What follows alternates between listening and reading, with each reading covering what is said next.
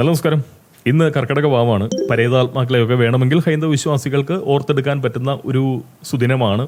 എന്നാൽ ഞാൻ ഇന്ന് പരേതാത്മാക്കളെ കുറിച്ചൊന്നുമല്ല, നമ്മുടെ സന്ദീപ് ജി വാര്യരെ കുറിച്ചാണ്, അല്ലെങ്കിൽ സന്ദീപ് ജി വാര്യരിലൂടെ ചില കാര്യങ്ങളാണ് പറയാൻ പോകുന്നത്. വളരെ ബോധപൂർവ്വം ഇന്നേ ദിവസം സന്ദീപ് ജി വാര്യരെ കുറിച്ച് എന്തെങ്കിലും പറയാമെന്ന് കരുതിക്കൊണ്ട് ഞാൻ വന്നതല്ല. രാവിലെ തന്നെ ഫേസ്ബുക്ക് എന്റെ മുന്നിലേക്ക് സന്ദീപ് ജി വാര്യരെ നീക്കി വെച്ചതാണ്. അതായത് അദ്ദേഹത്തിന്റെ സുഹൃത്തായിട്ടുള്ള ഒരു മാധ്യമ പ്രവർത്തകയുടെ ഫേസ്ബുക്ക് പേജിൽ ഒരു ചിത്രം വരുന്നു. സെൽഫി എടുക്കുന്ന പരുവത്തിൽ സന്ദീപ് ജി വാര്യർ. സ്വാഭാവികമായ ഒരു ചിത്രം മാത്രം. ഒരു മാധ്യമ പ്രവർത്തക ഒരു രാഷ്ട്രീയ പ്രവർത്തകനോട് അല്ലെങ്കിൽ ഒരു രാഷ്ട്രീയ നേതാവിനോടൊപ്പം ഭക്ഷണശാലയിൽ ഇരിക്കുന്നതിൻ്റെതായിട്ടുള്ള ഒരു ചിത്രം. എന്നാൽ എന്റെ കൗതുകം മറ്റൊരു രീതിയിലാണ് പ്രവർത്തിച്ചത്. കാരണം ഈ മാധ്യമ പ്രവർത്തക എന്നുള്ളതിനും അപ്പുറം എനിക്ക് മനസ്സിലായിരിക്കുന്നത് ഒരു സംഘിണിയായിട്ടുള്ള വ്യക്തി എന്ന നിലയ്ക്കാണ്. അത് ആരും പറഞ്ഞു തന്നതല്ല. അവരുടെ പ്രൊഫൈലിലൂടെയോ അല്ലെങ്കിൽ അവരുടെ പേജിലൂടെയോ ഒക്കെ സഞ്ചരിക്കേണ്ടതായിട്ടുള്ള സാഹചര്യം ഫേസ്ബുക്ക് എൻ്റെ മുന്നിലേക്ക് ഒരുക്കി വെച്ചപ്പോൾ ഞാൻ അവരുടെ ആ ഒരു പല അഭിപ്രായങ്ങളും നിലപാടുകളും അവരുടേതായിട്ടുള്ള കാഴ്ചപ്പാടുകളും അവരുടെ സൗഹൃദ പരിസരങ്ങളും ഒക്കെ നോക്കുമ്പോൾ തീർച്ചയായിട്ടും അവർ ഒരു സംഘിണിയാണ് എന്ന് പറയുന്ന ഒരു തോന്നലാണ് എൻ്റെ ഉള്ളിൽ ഉണ്ടായിട്ടുള്ളത്. അപ്പോൾ സംഘിണിയായിട്ടുള്ള ഒരു വ്യക്തി സന്ദീപ് ജി വാര്യരുമായി തീൻമേശയിൽ ഇരിക്കുന്ന ആ ഒരു സെൽഫി ചിത്രം കണ്ടപ്പോൾ എനിക്കൊരു കൗതുകം ഉണ്ടായി.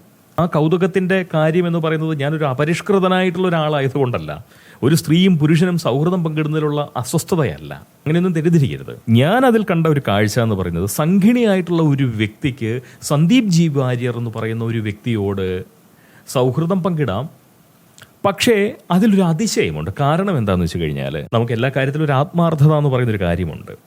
ആത്മാർത്ഥത അനുസരിച്ചിട്ടാണ് നമ്മളുടെ ഈ സാമൂഹ്യ ജീവിതത്തിൽ ഒരു വ്യക്തിയുടെ മാറ്റ്, അത് സാവധാനമായാലും അതല്ലെങ്കിൽ പെട്ടെന്നായാലും മനുഷ്യർ തിരിച്ചറിയുന്നു, സമൂഹം തിരിച്ചറിയുന്നത്, അല്ലെങ്കിൽ സമൂഹത്തോടുള്ള സമീപനം അവരുടെ ഓരോ വിഷയത്തോടും അവർ പേറുന്ന ആത്മാർത്ഥതയുടെ പേരിലായിരിക്കും. അപ്പോൾ കടുത്ത ആത്മാർത്ഥത എന്ന് പറയുന്നത് ഒരു രോഗാവസ്ഥയായി മാറിയിരിക്കുന്ന അത്രയും ആത്മാർത്ഥതയുള്ള മനുഷ്യർക്ക്, സംഘികൾക്ക് സന്ദീപ് ജി വാര്യരെ പെട്ടെന്ന് ദഹിക്കില്ല എന്നുള്ളതാണ് പോങ്ങൻ്റെ ഒരു മനസ്സിലാക്കൽ. കാരണം സന്ദീപ് ജി വാര്യർ BJP വിട്ട് കോൺഗ്രസിലേക്ക് പോയി എന്ന് പറയുന്നത് വലിയ അപരാധമാണെന്നൊന്നും ഞാൻ പറയില്ല. എത്രയോ നേതാക്കന്മാർ വ്യക്തിപരമായ കാരണങ്ങളാലും അതല്ലെങ്കിൽ പ്രത്യയശാസ്ത്രപരമായിട്ടുള്ള കാരണങ്ങളാലായാലും ഏതെങ്കിലുമൊക്കെ താല്പര്യങ്ങളുടെയോ കാഴ്ചപ്പാടുകളുടെയോ അഭിപ്രായ വ്യത്യാസങ്ങളുടെയോ ഒക്കെ പേരിൽ മറ്റ് രാഷ്ട്രീയ പാർട്ടികളിലേക്കൊക്കെ പ്രവർത്തനം മാറ്റിവെക്കുന്നതായി നമ്മൾ കണ്ടിട്ടുണ്ട്. എത്രയോ നേതാക്കന്മാർ, അതൊന്നും ഒരു കുറ്റവുമില്ല, കുറവുമില്ല. പക്ഷേ സന്ദീപ് ജി വാര്യർ കോൺഗ്രസിലേക്ക്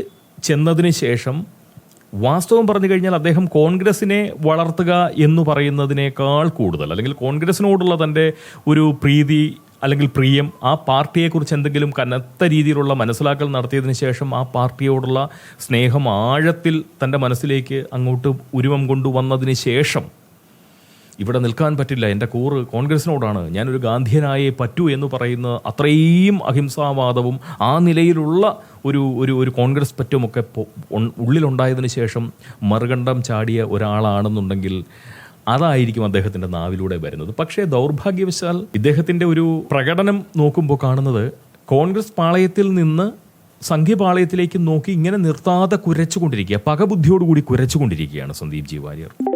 സത്യം പറഞ്ഞു കഴിഞ്ഞാൽ ഇന്ത്യൻ പ്രധാനമന്ത്രിയായിട്ടുള്ള ശ്രീ നരേന്ദ്രമോദി മുതൽ താഴത്തെ ഒരു ഫേസ്ബുക്ക് സംഘി വരെയുള്ള ആളുകളോട് ഒരേ നിലയിലുള്ള പകബുദ്ധിയോടുകൂടിയാണ് സന്ദീപ് വാര്യർ പെരുമാറിക്കൊണ്ടിരിക്കുന്നത്. എന്നാൽ ഈ സംഘികളാവട്ടെ അതല്ലെങ്കിൽ BJP-ക്കാരാവട്ടെ അദ്ദേഹത്തിന്റെ കുരയെ വേണ്ട വിധത്തിൽ ഗണിക്കുന്നുമില്ല. അപ്പോൾ അവഗണനയെ പോലും അവഗണിച്ചുകൊണ്ട് BJP-ക്ക് നേരെ എടുത്തു ചാടുന്ന ഒരാളായിട്ടാണ് സന്ദീപ് ജി വാര്യരെ ഞാൻ മനസ്സിലാക്കുന്നത്. ശരിക്കും പറഞ്ഞാൽ അത് ഒരു നല്ല തെളിഞ്ഞ ആരോഗ്യപരമായിട്ടുള്ള ഒരു ബുദ്ധിയല്ല എന്നുള്ള വിശ്വാസമാണ് എനിക്കുള്ളത്. ഞാൻ ഇനി കുറച്ച് കാര്യങ്ങൾ പറഞ്ഞോട്ടെ, ഒന്ന് വിശാലമായിട്ട് പറഞ്ഞോട്ടെ.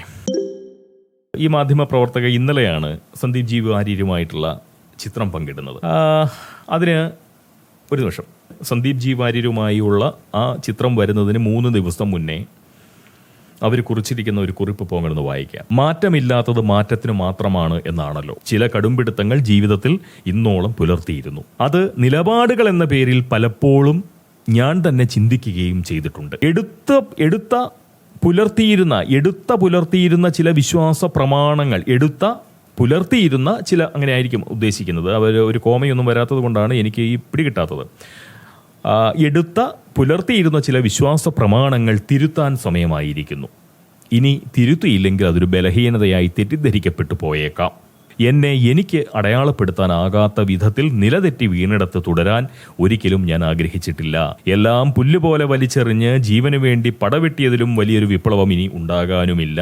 എന്നെ ഏറെ വായിക്കുന്നവർ എൻ്റെ സോഷ്യൽ മീഡിയ ഇടങ്ങളിൽ നിന്നുള്ളവരാണ്. എന്നും നിങ്ങൾ എന്നോടൊപ്പം ഉണ്ടാകുമെന്ന് എനിക്കറിയാം. ഇത്രയും നാൾ നൽകിയ സൗഹൃദത്തിന് പിന്തുണയ്ക്ക് നന്ദി.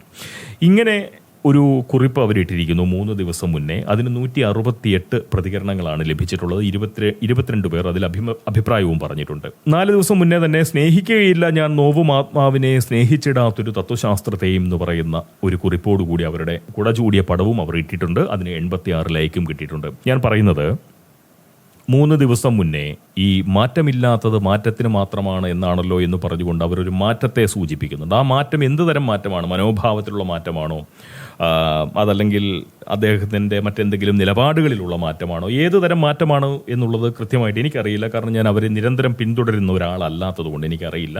സന്ദർഭവശാൽ ഇന്ന് സന്ദീപ് ജി വാര്യരോടൊപ്പം അവർ എൻ്റെ മുന്നിലേക്ക് വരിക മാത്രമാണ്, അല്ലെങ്കിൽ ഫേസ്ബുക്ക് എന്നെ അവരുടെ മുന്നിലേക്ക് എത്തിക്കുക മാത്രമാണ് ചെയ്തത്. ഒരു പക്ഷേ വേണ്ട, ഞാനത് പറയുന്നില്ല.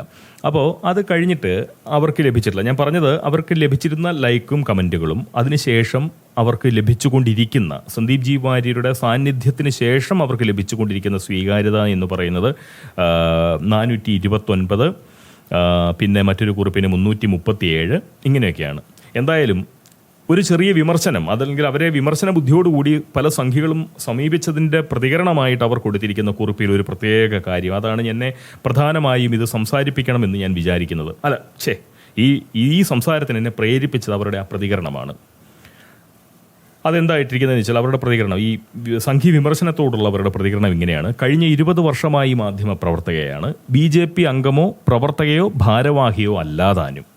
അത് പ്രത്യേകം അവരെടുത്ത് പറയുന്നു. അതായത് BJP അംഗമോ പ്രവർത്തകയോ ഭാരവാഹിയോ അല്ല, അവർക്ക് അനുഭാവം മാത്രമേ ഉണ്ടായിരുന്നുള്ളൂ എന്നാണ് ഇവർ പറഞ്ഞു വെക്കുന്നത്. അതായത് എന്നെ ആരെങ്കിലും ഒക്കെ ഫോളോ ചെയ്തിട്ടുണ്ടെങ്കിൽ അതിൻ്റെ സോഷ്യൽ മീഡിയയിലെ ഇടപെടൽ, എഴുത്തുകൾ, നിലപാടുകൾ ഒക്കെ കൊണ്ടാണ്.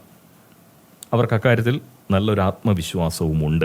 അതായത് ആരെങ്കിലും അവരെ ഫോളോ ചെയ്തിട്ടുണ്ടെങ്കിൽ അത് തീർച്ചയായിട്ടും ആ ഫോളോ ചെയ്തവരുടെ കാര്യം മാത്രമാണ്. അവരെ പ്രേരിപ്പിച്ചത് എൻ്റെ നിലപാടുകളാണ്, എൻ്റെ എഴുത്തുകളാണ്, എൻ്റെ ഇടപെടലുകളാണ്. ഇതാണ് ഈ ഫോളോ ചെയ്യാൻ അവരെ പ്രേരിപ്പിച്ചിരിക്കുന്നത്. ഞാൻ അവരെ ഫോളോ ചെയ്തിട്ടില്ല ഭാഗ്യവശാൽ. കാരണം അവരുടെ ഇടപെടലുകളോ എഴുത്തുകളോ നിലപാടുകളോ അവരെ ഫോളോ ചെയ്യാൻ എന്നെ പ്രേരിപ്പിച്ചിരുന്നില്ല എന്നുള്ളത് കൊണ്ടാണല്ലോ. അത് വേറൊരു കാര്യവും അതിനകത്തില്ല. എന്തായാലും അപോങ്ങന്മാരായിട്ടുള്ള പലരും തീർച്ചയായിട്ടും അവരെ ഫോളോ ചെയ്തിട്ടുമുണ്ട്. എന്നെ ഫോളോ ചെയ്യുന്നവരിൽ എല്ലാ രാഷ്ട്രീയക്കാരും ഉണ്ടെന്ന് അവർ എടുത്തു പറയുന്നുമുണ്ട്. എൻ്റെ അടുത്ത സുഹൃത്തുക്കളിൽ പലരും മറ്റ് രാഷ്ട്രീയ അഭിപ്രായമുള്ളവരാണ് താനും. അതൊക്കെ എനിക്ക് വാസ്തവത്തിൽ നല്ല കാര്യമാണ്. അങ്ങനെയൊക്കെയാണ് വേണ്ടത്. എന്ന് പറഞ്ഞാൽ പലതരത്തിലുള്ള രാഷ്ട്രീയം പേറുന്നവരും ഒപ്പമുണ്ടായിട്ടും ഞാനൊരു സംഘിണിയായി തന്നെ തുടരുന്നു എന്ന് പറയുമ്പോൾ തീർച്ചയായിട്ടും അതിൽ ചെറുതല്ലാത്ത ഒരു ആത്മധൈര്യമൊക്കെ ഉണ്ട് അവരുടെ. നമിക്കാം, കുഴപ്പമൊന്നുമില്ല, സന്തോഷം. ഇനി സന്ദീപിൻ്റെ കാര്യമെടുത്താൽ സന്ദീപ് BJP നേതാവാകും മുൻപ് ഏകദേശം 10 വർഷങ്ങൾക്ക് മുൻപ് മുതൽ ഞങ്ങൾ അടുത്ത സുഹൃത്തുക്കളായിരുന്നു. എൻ്റെ അമ്മയുടെ മരണം, എൻ്റെ വിവാഹം, യൂണിയൻ ഭാരവാഹിത്വം അടക്കം എന്തിന് 1 മാസം മുൻപ് നടന്ന പപ്പയുടെ മരണം വരെ ഓരോ സമയത്തും സജീവ സാന്നിധ്യമായി ഒരു നല്ല സുഹൃത്തായി എന്നോടൊപ്പമുള്ള ആളായിരുന്നു സന്ദീപ്. ഇനി ഏതെങ്കിലും ഒരു രാഷ്ട്രീയക്കാരോടൊപ്പം ഒരു ടേബിളിനപ്പുറവും ഇപ്പുറവും ഇരുന്ന് ചായ കുടിച്ചത് കൊണ്ട് മാറുന്ന രാഷ്ട്രീയ ബോധ്യവുമല്ല എനിക്കുള്ളതെന്ന് അറിയുന്നവർ മനസ്സിലാക്കുക. ഇനി എന്നെ അൺഫോളോ ചെയ്തു പോകേണ്ടവർക്ക് അതുമാകാം. ആമാശയത്തിനായി ആശയം മറച്ചു പിടിച്ചിട്ടില്ല എന്നല്ല കേട്ടോ, ആമാശയത്തിനായി ആശയം മറച്ചു പ്രവർത്തിച്ചിട്ടില്ല, തീവ്രവാദികൾക്ക് കൂട പിടിച്ചിട്ടില്ല. ഇനി ഒരു കാര്യം കൂടി ഓർക്കുക, എനിക്ക് ഒളിക്കാനും ഒന്നുമില്ലാത്തതുകൊണ്ടാണ് ഞാൻ ചിത്രമെടുത്ത് പോസ്റ്റ് ചെയ്തത്. കഴിഞ്ഞ ദിവസം സന്ദീപ് തലസ്ഥാനത്തുണ്ടായിരുന്നു. തലയിൽ ഉടുമുണ്ടുമിട്ട് അയാൾ കാണാൻ പോയ നേതാക്കളെ ഒന്ന് സൂക്ഷിച്ചാൽ മതി. കഴിഞ്ഞ ദിവസം സന്ദീപ് തലസ്ഥാനത്തുണ്ടായിരുന്നു. തലയിൽ ഉടുമുണ്ടുമിട്ട് അയാളെ കാണാൻ പോയ നേതാക്കളെ ഒന്ന് സൂക്ഷിച്ചാൽ മതി.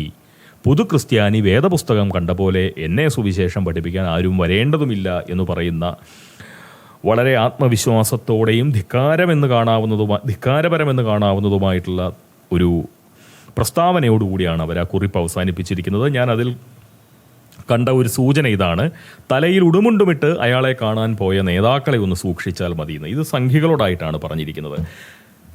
ഞാനൊരു കാര്യം പറയാം. ഈ പറയുന്ന മാധ്യമ പ്രവർത്തക